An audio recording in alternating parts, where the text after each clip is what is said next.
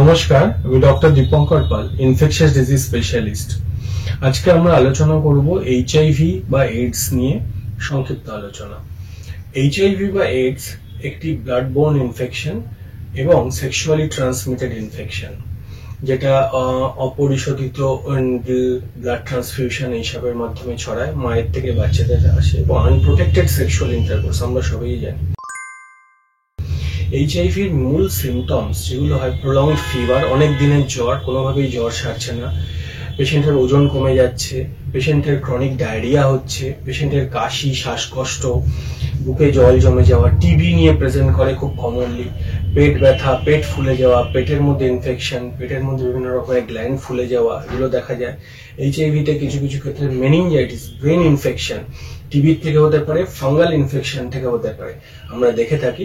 এবং আরো যেসব কমন ইনফেকশন আছে, কিছু কিছু ক্ষেত্রে মুখে ঘা, পেশেন্ট খেতে পারছে না, খাদ্য নালীতে ঘা, তার মধ্যে ফাঙ্গাল ইনফেকশন, এগুলো হয়। কখনো কখনো নর্মাল ইনফেকশনও এইচআইভি পেশেন্টদের ক্ষেত্রে বেশি দেখা যায়, সেগুলো নিয়েও পেশেন্ট আসতে পারে। তো হাই ইন্ডেক্স অফ সাসপিশন দরকার এইচআইভি ডায়াগনোসিসের জন্য কিছু কিছু ক্ষেত্রে। দ্বিতীয় হলো HIV diagnosis. HIV diagnosis simple blood test, সব জায়গায় গভর্নমেন্ট ও প্রাইভেট হসপিটালে অ্যাভেলেবেল এলাইজা টেস্টের মাধ্যমে আমরা দেখি এইচআইভি ধরা পড়ে। এবং খুব উইন্ডো পিরিয়ড বলা হয়, তখনও কখনো কখনো কিছু স্পেশাল টেস্ট আছে, যখন এলাইজা নেগেটিভ অথবা উইন্ডো পিরিয়ড আমরা কখনো অ্যান্টিজেন টেস্ট করেও দেখি। এইচআইভি মনিটরিং এর ক্ষেত্রে চিকিৎসা পরে মনিটরিং এর জন্য CD4 এবং প্লাজমা ভাইরাল লোড, এই দুটো অত্যন্ত গুরুত্বপূর্ণ দুটো টেস্ট সমস্ত গভর্নমেন্ট হসপিটালে এবং প্রাইভেট হসপিটালে অ্যাভেলেবেল আছে। গভর্নমেন্ট হসপিটালে ফ্রিতে করা হয়, CD4 প্রতি 6 মাস পর পর করা হয় এবং ভাইরাল লোড 1 বছর পর পর করা হয় ইউজুয়ালি। কখনো কখনো প্রয়োজন অনুসারে আগে বা পরে করা হতে পারে, কিন্তু মূলত 6 মাস এবং 1 বছর, এটা আমাদের মনে রাখতে হবে। এবং এই তৃতীয়ত হলো এইচআইভির চিকিৎসা। এইচআইভি চিকিৎসা সমস্ত গভর্নমেন্ট হসপিটাল থেকে এআরটি সেন্টারের মাধ্যমে ফ্রিতে গভর্নমেন্ট দিয়ে থাকে ভারতবর্ষে, এবং প্রাইভেটেও ওষুধ কিনেও খাওয়া যায়, কোনো অসুবিধা নেই। আগেকার দিনে যেসব এইচআইভির ওষুধ দেওয়া হতো সেই ওষুধের অনেক সাইড এফেক্ট ছিল।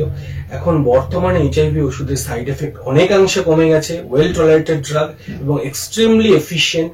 CD4 খুব তাড়াতাড়ি বেড়ে যায় এইচআইভিতে, এইডসে, এবং plasma viral load, viral control হয়ে গেলে ভাইরাল লোড আনডিটেক্টেবল হয়ে যায়। কিন্তু পেশেন্টকে মনিটরিং এ থাকতে হয়, রেগুলার ওষুধ খেতে হয়, তার সঙ্গে পেশেন্টের নিউট্রিশনের দিকেও খেয়াল রাখতে হয়। কিছু কিছু সতর্কতা বজায় রাখতে হয়। যদি ওয়াইফ বা পার্টনার এইচআইভি নেগেটিভ থাকে তাহলে ব্যারিয়ার কন্ট্রাসেপশন, যেটা বলা হয় কন্ডম ইউজ করতে বলা হয়, এবং ব্লাড ট্রান্সফিউশন তারা অবশ্যই করতে পারে না এইচআইভি পজিটিভ। এবং এইচআইভির সঙ্গে সঙ্গে কখনো কখনো হেপাটাইটিস বি ও সিও ইনফেকশন দেখা যেতে পারে। আরেকটি ইম্পর্টেন্ট কথা হলো, এইচআইভি পজিটিভ মায়েরা যদি প্রেগন্যান্সি চান তাতে কোনো অসুবিধা নেই।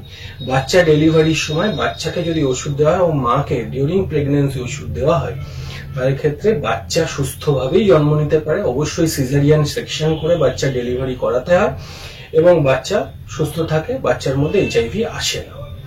আমরা এইচআইভি নিয়ে একটা সামগ্রিক আলোচনা করলাম। যদি আমার পেশেন্টরা হসপিটাল বা প্রাইভেটের বা অন্য যারা এই ভিডিওটি দেখছেন আরো ডিটেলসে কিছু তাদের মনে প্রশ্ন থাকে, আমাদের নাম্বারে তারা কন্ট্যাক্ট করতে পারেন, আমরা অবশ্যই তাদের সাহায্য করব। নমস্কার। অস্ক্লেপিয়া হেলথে রয়েছেন নানা ক্ষেত্রের বিশেষজ্ঞ ডাক্তার, যারা আপনার সমস্ত চিকিৎসা ঘটিত সমস্যার সমাধান করে দেবেন অনলাইন। মাত্র কয়েকটি ক্লিকে বুক করে ফেলুন ডাক্তারের অ্যাপয়েন্টমেন্ট। ডাউনলোড করুন অস্ক্লেপিয়া হেলথ। ভালো থেকো।